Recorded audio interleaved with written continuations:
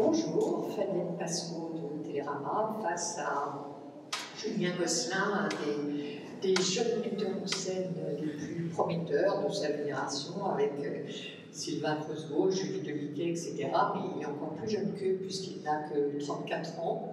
Nous sommes ici dans une très jolie salle du 104, que nous remercions de nous accueillir. C'est un interview qui est dans le cadre du Festival d'automne, dont Julien Gosselin est une des stars invitées, avec un magnifique spectacle qui s'appelle Le Passé, et qui est donné jusqu'au 19 décembre à l'Odéon. Alors, vous croyez, Julien Gosselin, que vous aimiez surtout adapter les romans impossibles, style Houellebecq, Paul Agneau, ou encore Don DeLillo, dont vous avez adapté 3 romans. Les 3 spectacles ont été vus au Festival d'Avignon en 2013, 2015 et 2018.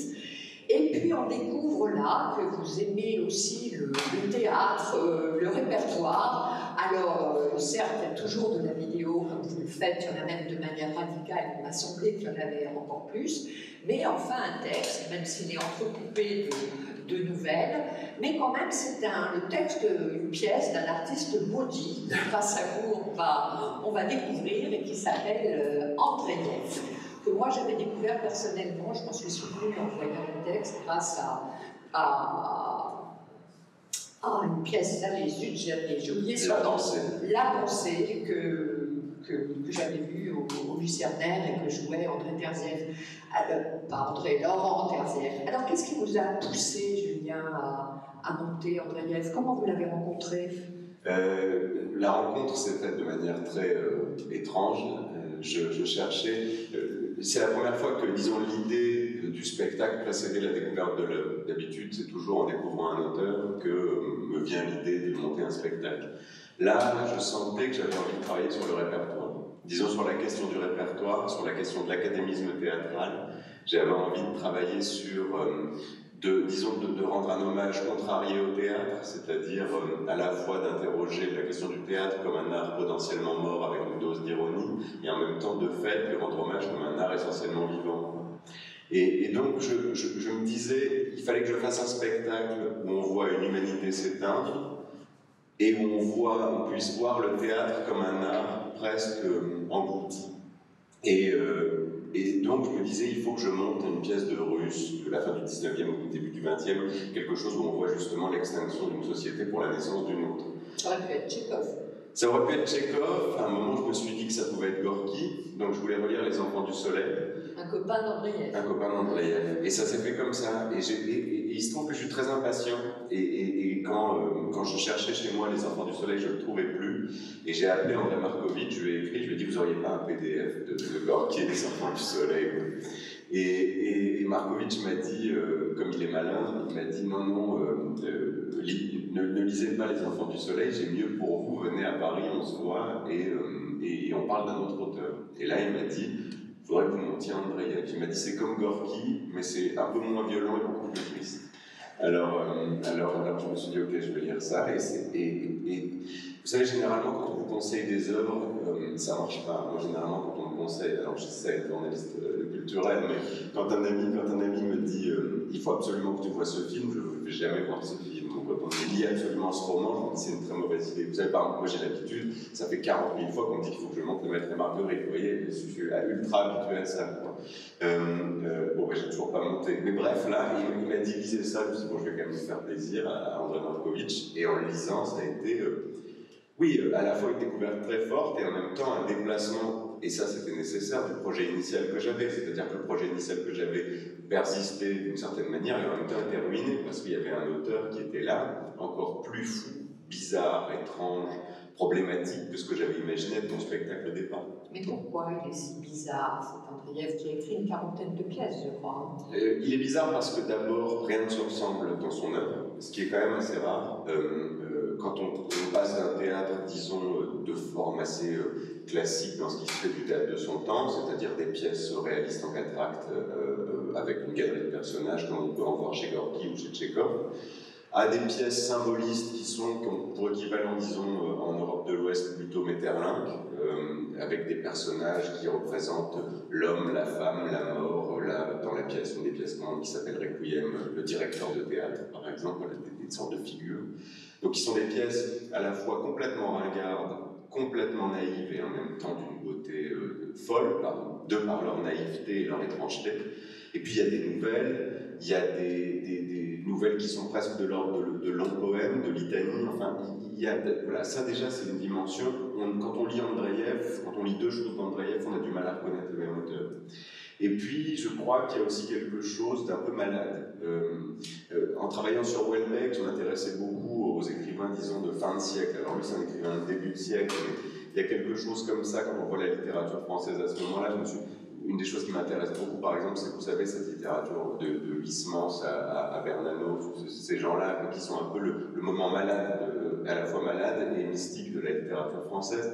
Il y a quelque chose peut-être moins mystique chez Andreïev, mais en tout cas quelque chose où on sent qu'à un moment la littérature est un point de bascule entre quelque chose qui est très fort, qui s'arrête avec Tchekhov, disons, et en même temps l'arrivée dans des nouvelles formes de littérature qui vont être beaucoup plus explosées, beaucoup plus brisées. Et lui, il est à ce point de rupture qui est un point un peu malade de la littérature à chaque fois. Mais pourquoi cette hantise, ce rejet du répertoire que vous avez C'est vraiment plein de raisons. Je me suis rendu compte d'une chose d'abord, c'est que je pensais que je montais des romans simplement parce qu'ils étaient, l'évidence du genre littéraire contemporain. Je pensais que c'était simplement parce que, pour parler du contemporain, c'est dans le roman qu'on trouvait le plus facilement le matériau. Alors sans doute, en partie en tout cas, pas que. Je me suis aussi rendu compte que le fait que les romans aient été écrits à l'imparfait était quelque chose qui m'était en fait essentiel. À chaque fois que je commence un spectacle habituellement. Parce que c'est le passé. Oui, parce que ça casse quelque chose qui est, au fond, je dis ça souvent, mais vous savez, il y a cette phrase qui dit, je crois que c'est Beckett, on fait avec le matériel existant. Bon, moi, il faut que je fasse avec, disons, ma nature. Et ma nature fait que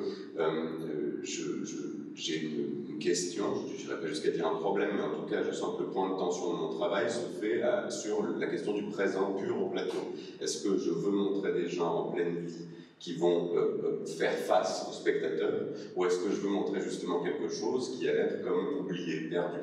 C'est aussi un rapport à la littérature, c'est-à-dire que j'ai tellement souvent envie qu'on sente la littérature qu'à un moment, je mets en balance le fait que la littérature soit absolument incarnée, parce que l'incarnation, c'est aussi une forme de trahison et de destruction de la littérature. Alors voilà, c'est toutes ces choses. Et donc le théâtre, au bout d'un moment, m'est apparu comme quelque chose qui était loin de moi, parce que le théâtre réactivait cette notion de présent et non plus d'imparfait qu'il y a dans les romans, d'imparfait au sens temporel. Et là, pour la première fois, j'ai presque inversé mon processus de travail, c'est-à-dire qu'on ne dit plus regarder les êtres humains d'autrefois en montant Houellebecq, parce que Houellebecq, ça commence toujours comme ça, regarder cette humanité de la fin du XXe siècle, triste et sordide. Là, c'est davantage, regardons le pur présent du théâtre comme un événement du passé. Moi, ce qui m'a beaucoup touchée dans votre mise en scène du passé, enfin, c'est l'émotion que j'ai eue, c'est que j'ai eu l'impression que vous vouliez refaire revenir les morts, en fait, et que la scène, même si c'était en vidéo, qui est un médium très moderne, était hantée de fantômes. Et comment vous avez fait pour arriver à ça, cette impression de mort? Dans du théâtre vivant, c'est normalement dans le présent. Absolument. Déjà, on a beaucoup travaillé avec les acteurs sur souvent une des choses qu'on se dit, je vais vous dire, tous les 3-4 soirs, comme ça on se dénote tous les jours en ce moment parce qu'on est au début de l'exploitation du spectacle, mais tous les 3 ou 4 soirs, je sais que moi, mon assistant, leur disons, attention, il faut qu'on sente que c'est le passé, dans la manière dont vous jouez. Je ne sais pas ce que ça veut dire, mais je sens, et le film, à mon avis, appuie beaucoup ça. Le fait que ce soit beaucoup filmé, d'ailleurs, nous ramène vers des codes esthétiques qui sont davantage, d'ailleurs, des codes académiques que sans doute beaucoup de codes théâtraux, même si on utilisait des codes, disons, oui, académiques du théâtre, il y en a aussi. Mais j'avais besoin... La vidéo serait plus ancienne, à la limite, que ce qui peut se passer sur le plateau. En tout cas, il me semble que la manière qu'on a d'utiliser la caméra, là, de filmer, vous voyez, par exemple, généralement, je filme à une seule caméra et on suit les acteurs avec, disons, une forme de rythme effréné. Là, il y a quelque chose de beaucoup plus fixe dans l'usage de la caméra. On travaille à 2 caméras, on travaille dans des décors extrêmement réalistes. On est dans une façon de filmer qui est ultra académique en réalité. Et je crois que aller chercher les étoffes, aller chercher les murs, aller chercher les corps au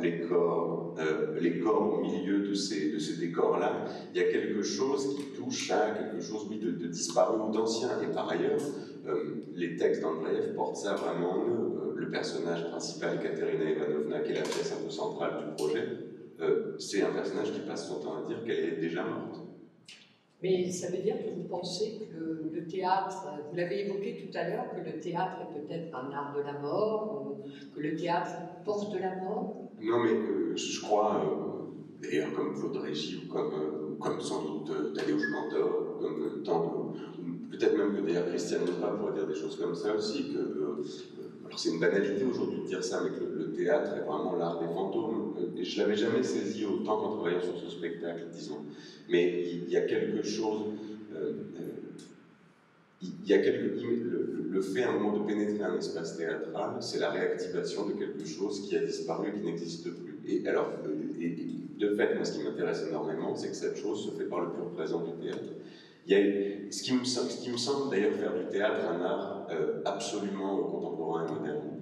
Je discutais il n'y a pas longtemps avec quelqu'un qui vient plutôt du cinéma et qui justement parlait du fait que les films aujourd'hui sont faits pour des plateformes et non plus d'ailleurs pour la salle. C'est-à-dire que même le dernier, disons, rapport physique qu'est la pellicule, si vous voulez, ou la lumière du projecteur, tout ce rapport comme ça de pur présent au moment où on réactive le passé est en train de disparaître. Et le théâtre est, je ne sais pas si c'est une question de résistance ou pas, mais le théâtre est l'art de la tension pure entre le présent et la disparition. C'est presque une approche un peu mystique. Ah oui, mais vous savez, alors moi je me suis rendu compte que j'étais un peu mystique.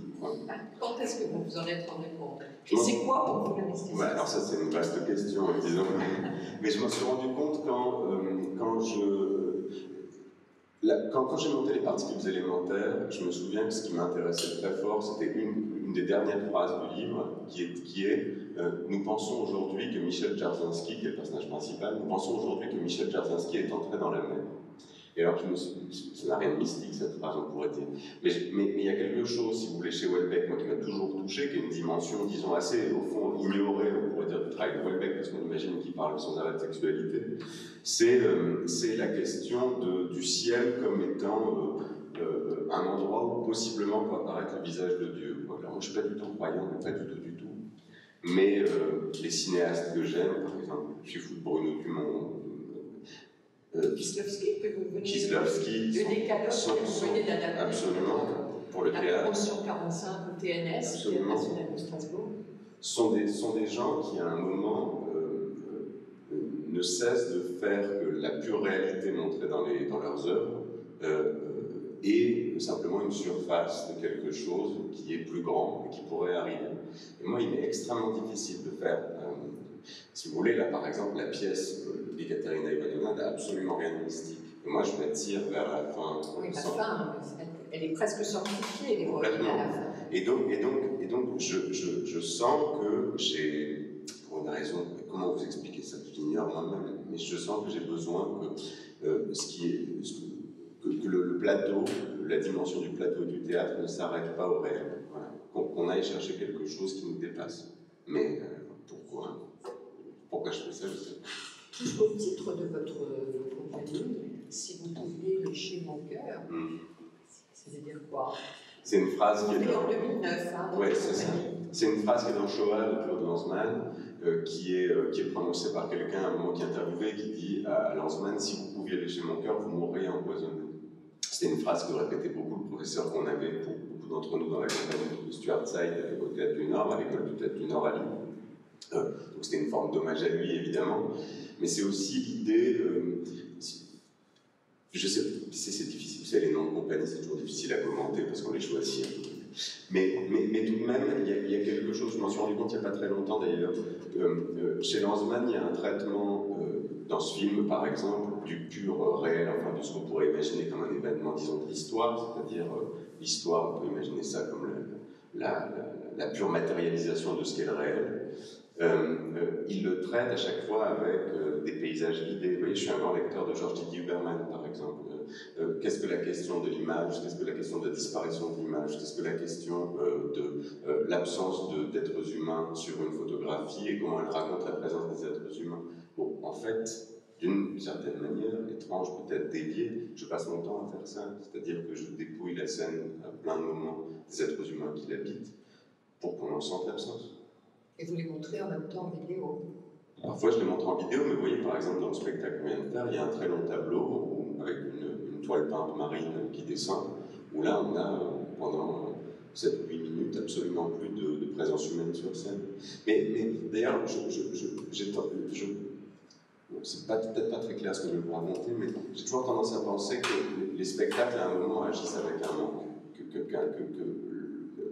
C'est-à-dire qu'à la fin des spectacles, au fond, il faudrait qu'il reste soit le texte, ou alors il faudrait qu'il reste soit le corps, ou alors il faudrait qu'il reste soit l'image. Il y a quelque chose qui doit disparaître à un moment dans un spectacle. Je crois que tous les spectacles intéressants qu'on voit sont des spectacles où à un moment ne reste que le corps, ne reste que la parole, ne reste que l'image. Et bon, alors vous allez me dire, moi je tire ça souvent beaucoup. Ça veut dire que ne reste que l'épuisement du spectateur aussi quand vous faites du spectacle de 4h30, 11h. Est-ce que vous jouez avec ça aussi? Oui. Pourquoi ils sont si longs parfois vos spectacles? Enfin, celui-là ne dure que 4h30. Oui, mais il est long. Il est long. Moi, il me paraît plus long que les autres, vous voyez. Plus épuisant. Non? Ouais, c'est au bout de chacun. Non, je ne sais pas. Parce qu'il y a ce personnage si fascinant de cette femme dont on suit partout. Puis il y a ces nouvelles aussi qui viennent relancer étrangement l'action. Non, il y a quelque chose où je voudrais que ça s'arrête jamais. Oui, ça c'est mon problème. Je voudrais que ça s'arrête jamais. Je voudrais que les gens vivent ce que je vis. C'est très très. Et vous vivez quoi? Je voudrais que les gens. Comment vous dire ça? J'ai du mal avec l'idée que le théâtre, le spectacle, soit un moment qui soit un moment court à l'intérieur de la journée de quelqu'un. Vous voyez? Je voudrais que, moi en tant que lecteur, je voudrais que la littérature mange mon existence. Je voudrais que la littérature mange le reste de ma vie. Vous voyez? Je voudrais, quand je rentre dans un film ou dans un spectacle, je voudrais que ça englobe le reste. Et donc, je fais parfois de manière excessive, sans doute. Et je voudrais que les gens vivent ça. Vous voyez? Je voudrais que quand on rentre dans mes spectacles, on n'en sorte jamais. Alors des fois, je tiens les spectateurs une douzaine d'heures. Mais voilà, c'est très difficile pour moi. Sans doute, je dois être à un point d'égotisme total, de narcissisme absolu, quoique je ne crois pas. Je voudrais que ça ne s'arrête pas. Bon, mais il faut que ça s'arrête à un moment. Parfois, le public fait que ça s'arrête un peu à l'avance. Cette passion de la littérature, elle vous est venue quand? Elle est venue, j'ai toujours lu, je dois dire, mais d'ailleurs, je ne suis pas... C'est vos parents qui vous poussaient à... Oui, mes parents. Vous faisiez quoi, vos parents? Mes parents, ils sont... ma mère est institutrice, mon père était éducateur spécialisé. Oui, ils m'ont toujours poussé à lire, toujours. Mais disons, le vrai rapport à la littérature comme une chose qui m'appartenait pleinement, qui était très intime, il est venu à l'adolescence. Je ne sais pas quoi, d'ailleurs je crois qu'il est venu par le théâtre. Vous savez, avec quels auteurs? Ah bah c'était Tchekhov, j'ai lu Tchekhov, tout. Racine, je lisais tout Racine. Mais je me souviens, je faisais des trajets en bus entre mon lycée à Calais et la ville, la petite ville où je venais qui s'appelle Wablage, où il y a une demi-heure de bus. Et je lisais, vous savez, les plaideurs de Racine, les pièces que personne ne montre. Et alors j'adorais ça. Mais j'adorais ça. Et ce qui est très marrant, c'est que vous savez, il y a une maladie des metteurs en scène qui consiste à ne pas savoir lire sans en imaginer la transcription scénique, quoi. Ce qui est d'ailleurs un gros problème pour moi, c'est-à-dire que je n'ai aucune lecture de loisir en tant que tel. L'été, je ne peux pas me dire que je vais lire un bon polar, parce que si je lis un bon polar, je me dis, tiens, comment on pourrait faire ça au plateau? Mais ça, c'est normal, tous les metteurs en scène, je crois, font ça. Mais j'avais déjà ça, je crois, à partir du moment où la littérature est devenue quelque chose que je pouvais imaginer comme étant quelque chose qui allait pouvoir se réaliser scéniquement, alors la littérature est venue à moi de manière très forte. Et puis je dois dire aussi, ça a correspondu aussi à un moment où j'ai lu des théories, des théoriciens, des grands artistes. Je lisais les livres sur Cantor ou de Cantor, je lisais les livres de Grotowski, je lisais les livres de Vitesse. Ça, c'était la passion absolue. Et ce goût du théâtre, ce déclic, ouais. Parce que vous disiez que vos parents vous faisaient tous dire qu'ils vous emmenaient au théâtre à un moment. C'est venu comment? C'est venu deux choses. La première, c'est le lieu. Et la scène nationale, le Chanel, qui était à côté de chez moi, est un lieu qui est autant un lieu de vie, on pourrait dire, que de théâtre. Et je crois, là, on est dans un lieu... Le Chanel, hein. Oui, le Chanel, qui porte exactement ça. Moi, je crois très fort à ça. C'est d'ailleurs étonnant parce que on pourrait penser que je sacralise absolument le moment de la représentation et que le reste m'intéresse peu avec ce que je viens de vous dire, alors que pas du tout. Je pense exactement l'inverse de ça. Moi, j'allais beaucoup plus au théâtre pour rester boire un verre après et m'engueuler avec les gens. Mais d'ailleurs, c'est pourquoi j'aime autant, par exemple, le Festival d'Avignon, et pourquoi c'est un endroit où j'aime autant aller, c'est que, grosso modo, on peut dire ce qu'on veut, mais enfin, le moment où on s'engueule est bien plus important au Festival d'Avignon que le moment du spectacle, vous voyez. Et ça a été, quand j'ai découvert ça, je voulais vivre à l'intérieur d'un théâtre. Je voulais être dans les théâtres. J'ai fait une école d'acteur, mais je n'ai jamais véritablement aimé jouer. Stuart, ça a été. Oui, absolument. Et je voulais habiter à l'intérieur d'un théâtre. Je voulais vraiment ça. Et puis, il y a eu aussi des spectacles que j'ai vus adolescents. Je me suis rappelé il y a pas longtemps que j'avais vu le dernier Caravansérail d'Ariane Moucheline. Et alors, mais en même temps, vous voyez, ça correspond à ce que je viens de dire. Quand on va au Théâtre du Soleil pour la première fois, on a l'impression qu'on pourrait vivre au Théâtre du Soleil. Donc j'ai tout. Et donc, si vous voulez, sur la longueur de spectacle, vous voyez, moi, j'ai pas de théâtre. Alors, comment je fais pour garder les gens près de moi pour avoir des coups? Eh ben, je l'ai fait très longtemps dans la salle. Et alors, vous n'avez jamais eu la tentation d'être acteur? Pourquoi? J'ai fait un tout petit peu ça. Parce que quand même, vous êtes rentré dans une école d'acteur. Ouais. Alors, qu'est-ce qui s'est passé? Ouais, maintenant, j'enseigne, alors c'est d'ailleurs très dur pour moi d'enseigner, enfin j'adore enseigner, mais quand je vois des choses du jeune acteur que j'étais, j'ai d'autres jeunes acteurs, c'est une chose comme toujours qui me trouble beaucoup. Pour moi, il y a quelque chose où à un moment, si vous voulez, il y a un stade de pudeur et de monstration de soi qu'il faut arriver à dépasser. Je pense qu'il y a des acteurs qui font une vie en étant toujours bloqués à un endroit de pudeur. Le spectateur ne le voit pas nécessairement. Moi, comme je l'ai vécu, si vous voulez, parfois je le sens, même chez des acteurs qui ont des longues carrières, ce petit endroit où à un moment, la pudeur est telle que la souffrance va dépasser le sentiment de liberté sur une scène. Et moi, je sais... Donc c'est le sentiment de pudeur qui vous a empêché? Oui, c'est-à-dire à un moment, l'impossibilité de se détacher de soi-même, vous savez, de se quitter.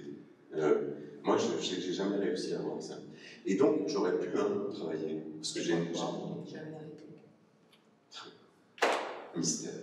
Mystère, je sais pas. Ça, on l'a ou on l'a pas. Non, mais c'est le métier d'acteur est le métier le plus cruel qui soit. Absolument cruel. Ça, on l'a ou on l'a pas. Moi, je n'ai jamais pu dépasser ça. Mais d'ailleurs, mes spectacles, je crois, aujourd'hui, en tant que metteur en scène, travaillent aussi toujours cette question-là. Travaillent cette question de la pudeur et de l'impudeur. C'est-à-dire comment les acteurs peuvent parfois aller extrêmement loin, et en même temps, comment il y a toujours quelque chose de caché à l'intérieur de la façon dont je les montre. Ça fait partie de ma personnalité, c'est jamais quelque chose que j'ai réussi à dépasser sur scène. Mais je le dis sans aucune souffrance, parce que c'est quelque chose qui a pu... je me suis réalisé... Vous savez, c'est les joueurs de foot et les entraîneurs de foot. Voilà. Moi, je n'étais pas un très bon joueur de foot. Voilà.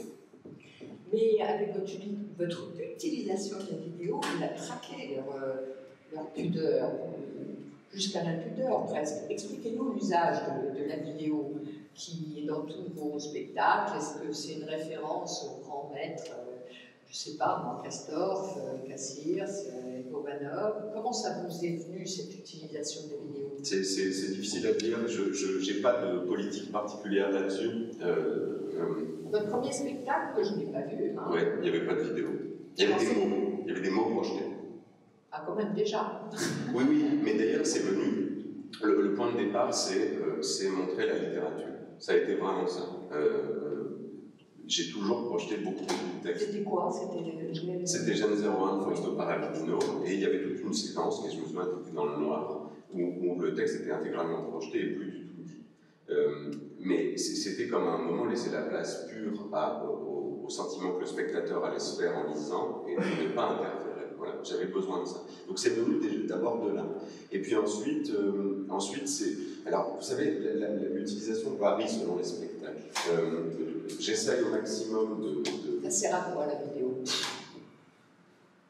Je vais vous répondre le plus honnêtement possible. Moi, le théâtre que je fais, la vidéo en est une composante. C'est comme si vous demandiez, je sais pas, c'est comme si vous demandiez à Léa Rodriguez, ça sert à quoi les danseurs? Vous voyez ce que je veux dire? Dans une certaine mesure. C'est-à-dire que vous ne pouvez pas concevoir de théâtre sans vidéo? Si, par ailleurs, j'ai fait des spectacles récemment, un spectacle qui s'appelle Le Père, qui a tourné avec Laurent Sauvage, où vraiment la présence de la vidéo est ultra minimale. Mais ça varie vraiment selon les spectacles. Là, je vous dis, il y avait quelque chose où à un moment, je voulais être tellement près des corps et tellement proche d'une forme académique que l'image, comme ça, s'imposait. Et puis le spectacle s'appelait le passé. Il fallait que je décale le sentiment de vie sur le spectacle. Il fallait, vous savez, je crois vraiment à cette idée-là. Souvent, les metteurs en scène disent que ça ajoute du présent, ce qui me semble être une absurdité totale. La vidéo n'ajoute pas de présent, la vidéo tue le présent. Ce qui est fait d'ailleurs que... Pourquoi? Parce qu'il y a quelques secondes de décalage. Oui, c'est ce que vous expliquez. Il y a quelques secondes de décalage entre l'image qu'on voit et l'image. Oui, exactement. Et moi, je crois très fort à ça. La vidéo, d'ailleurs, en tant que spectateur, moi, souvent, quand je vois des spectacles avec de la vidéo, je trouve ça catastrophique. Hein. Je veux dire, je suis... c'est presque devenu une mode aujourd'hui, non?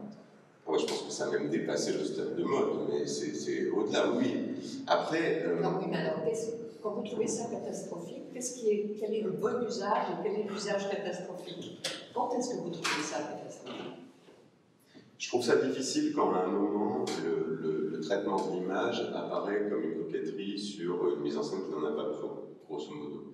Moi, le théâtre que j'essaye de faire, il est au fond centré sur cette question-là. Il est centré sur la question de l'image. Il est centré sur la question de la disparition. Il est centré sur la question, là, du passé, pour le coup. Donc, je crois que le théâtre que je fais, le point central, en tout cas sur ce spectacle-là, est le rapport à l'image. Par ailleurs, vous savez, je me rends compte que je montre beaucoup de textes qui ont à voir avec le XXe siècle. Alors, celui-là, c'est le début du XXe siècle, mais Don DeLillo, c'était vraiment la pure question du XXe siècle qui était en jeu. Et vous savez, le cinéma, c'est l'art du XXe siècle. Alors, il me semble obligatoire pour moi de montrer les périodes que je montre comme étant celle d'un siècle passé. Et là, la vidéo ne m'apparaît pas du tout comme le moyen de l'ultra contemporain, elle m'apparaît comme le moyen de montrer ce qu'était le cinéma. Mais, que vous dire quand c'est pas bien, c'est difficile à dire. C'est difficile à dire. Vous voulez que je fasse un spectacle sans vidéo? J'aimerais bien voir. Ouais. Là, tout en ayant aimé beaucoup le passé, je vous avouerai que la présence charnelle des acteurs m'a parfois manqué. Oui, mais ça, je le vois très bien. Oui, je comprends. Peut-être que vous avez voulu jouer avec cette frustration-là. Oui, je joue toujours avec cette chose-là. Vous savez, j'ai un rapport extrêmement contrarié au théâtre. Et en même temps, il faut que j'arrête de le dire parce que les gens vont penser que je n'aime pas le théâtre. Alors, expliquez-moi ce rapport contrarié. Je ne suis pas sûr qu'on puisse faire un art de la manière la plus honnête et intense possible en épousant intégralement ce qu'est cet art, comment il est pratiqué de manière générale. Moi, je fais du théâtre. Je n'ai jamais fait de cinéma. On me le propose beaucoup et je n'en fais pas, vous voyez. Parce que si je faisais du cinéma, je ne saurais pas contre quoi me battre. Le théâtre, le théâtre est un art, justement parce qu'il y a la question du présent, qui me pose un problème fondamental. De la même manière, d'écrire, je pense que je serais bien incapable d'écrire, mais écrire est quelque chose qui ne m'attire pas particulièrement parce que d'une certaine manière, c'est mon médium. L'image, c'est mon médium. Le théâtre, le mystère du théâtre, produire dans une boîte noire quelque chose, ça les gens ne s'en rendent pas forcément compte. Vous savez, quand vous arrivez en salle de répétition, avec presque rien au départ, créer quelque chose qui à un moment va devenir quelque chose de regardable, c'est toujours un mystère absolu, c'est toujours une tentative folle. Et le théâtre, c'est ça. Et moi, je suis fou de cet art-là qui ne me va pas. Je suis fou de cet art-là parce que je ne peux pas filmer des paysages, vous voyez. Je ne peux pas filmer la mer dans un théâtre, c'est pas possible. Alors on est obligé de suspendre une toile peinte et de faire mettre des vagues en carton-pâte. Et ben j'adore ça, parce que ça ne me va pas. Vos grands maîtres Castor, ça c'est sûr. Ça c'est sûr, Castor. Au tout début, quand même des choses. Vous savez, moi je suis une génération vraiment. La chambre d'Isabella, Diane Lowers, ça a été. je pense qu'on ne mesure pas encore assez à quel point c'est étrange d'ailleurs. Ce spectacle a été un point de bascule pour les gens qui ont aujourd'hui entre 30 et 40 ans, grosso modo. Ça a été vraiment très important. Donc le théâtre flamand plus que le théâtre allemand. C'était la génération du Sud. Oui, et puis les Allemands, là je commence un spectacle à la Volksbühne dans quelques mois. Vous êtes maintenant associé. Je suis associé à la Volksbühne et si vous voulez, là je vais travailler avec Martin Wuttke, avec toute une bande qui sont les grands acteurs de Castorf et tout ça. Et alors là, pour moi c'est extraordinaire parce que c'est l'amour pur du théâtre, absolu, absolu. Le fait qu'on peut tout faire. Et j'ai même envie de dire tout et n'importe quoi. Et que c'est même la base du travail. Il y a Bert Neumann, qui était le scénographe de Castorf, qui est mort maintenant, qui disait que leur seule mission, quand ils ont pris la Volksbühne à la fin des années 80, ils se sont donné comme seule mission de faire ce qu'ils n'avaient jamais vu dans d'autres théâtres et ce qu'il ne fallait surtout pas faire. Et je pense que c'est une mission extrêmement difficile à se donner quand on arrive à la direction d'un théâtre. Non, mais il faut être très courageux pour faire ça. Parce que c'est toujours plus facile de faire ce qu'on imagine être bien fait. Ils ont fait exactement l'inverse. Ils ont dit, puisqu'on a la chance de faire ça, alors il faut faire vraiment ce qu'on a envie. Et du coup, se poser la question de ce dont on a envie. Voilà. Donc oui, donc Castorf, vraiment, énormément.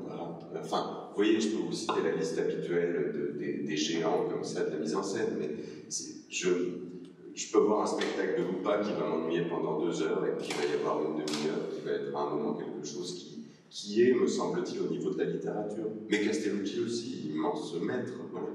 Ça veut dire que le théâtre est fait pour créer le désordre, le chaos. Quand vous dites faire tout ce qu'on ne... Bah, en tout cas, oui. Enfin, en tout cas, certainement pas l'ordre. Ça, c'est évident. Ça, c'est évident. Je crois... Ça vous sort ou ça gratte la plaie? Ça, c'est la véritable question. Mon avis, c'est que ça doit davantage gratter la plaie. Vous savez, je suis très très méfiant de l'idée que le théâtre soit, vous savez, cette société du Caire dont on parle beaucoup.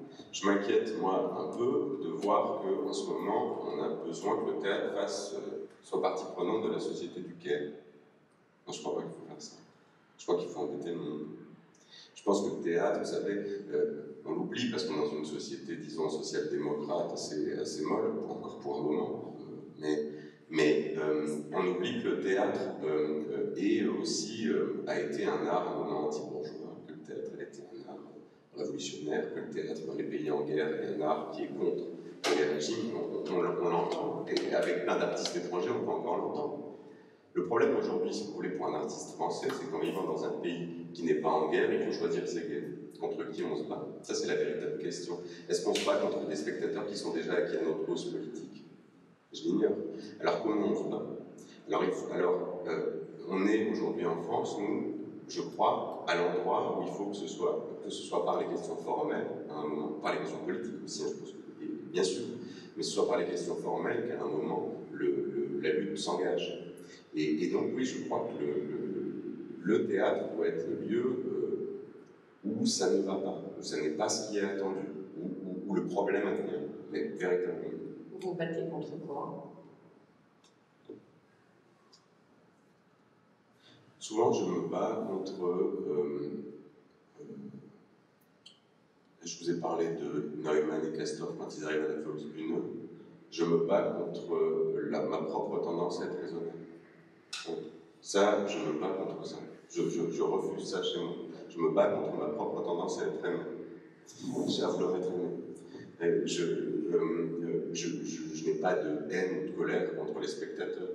Mais je me bats, moi en tant qu'homme en dehors de même je me bats pour que des spectacles qui soient des spectacles exigeants, radicaux, de gens que j'aime autour de moi puissent continuer à exister. Je me bats pour expliquer aux jeunes acteurs qui pensent que le théâtre, de manière générale, est ennuyeux, en réalité, on peut y voir des choses extraordinaires, mais qu'il faut aller chercher aussi des zones, il faut aller voir d'autres artistes, il faut s'intéresser, qu'il faut être curieux. Voilà, je me bats pour que le théâtre ne soit pas la télévision. Même si on a une blague avec Creusot où il dit toujours que moi j'ai une grosse télé. Donc, mais la narration théâtrale n'est pas la narration télévisuelle, n'est pas la narration fictionnelle qu'on a dans les séries. Ça n'est pas ça. Ça n'est pas ça. Le théâtre, c'est autre chose. Ça ne veut pas dire que c'est plus compliqué, ça veut dire que c'est quelque chose qui doit déplacer des lignes fictionnelles narratives. Voilà, ça, il faut se battre pour ça.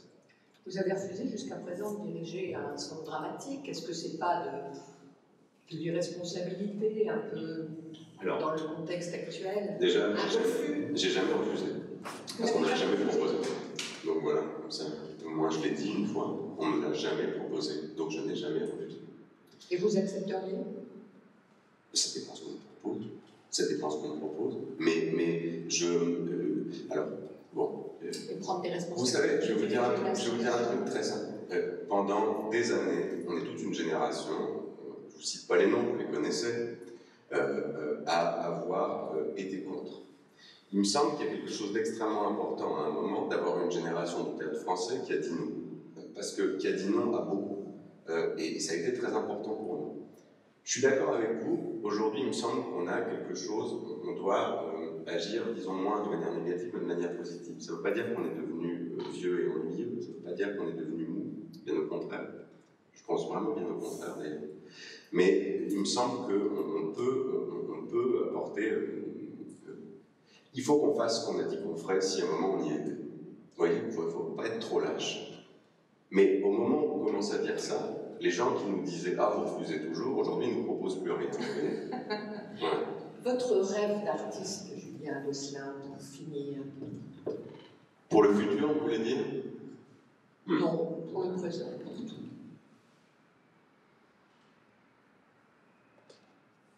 Vous voyez, vous m'avez... de manière la plus honnête possible, on vient de parler d'un lieu, de la possibilité d'un lieu. Je crois qu'aujourd'hui, je vous dis ça parce que justement, je viens de boire un coup avec Sylvain Creusot, on a parlé de ça, de l'idée qu'à un moment, il pourrait exister des endroits où on fait des longues séries de spectacles impossibles comme ce qu'on fait, beaucoup trop longs, et où on peut à un moment, en tant qu'artiste, faire vibrer ces endroits-là, les gens qui viennent politiquement, au niveau littéraire, intellectuel. On pourrait investir ces choses-là. Et vous voyez, je me disais, je voudrais partager que tout le monde, que le temps ne s'arrête jamais, que les gens soient à l'intérieur de la littérature et tout ça. Voilà, aujourd'hui, je sens que je voudrais ça, mais tout le temps. Donc ça, c'est un peu, oui, en ce moment, c'est ça qui m'habite. Merci. Merci beaucoup. Merci au 104 qui nous accueille. Merci le Festival de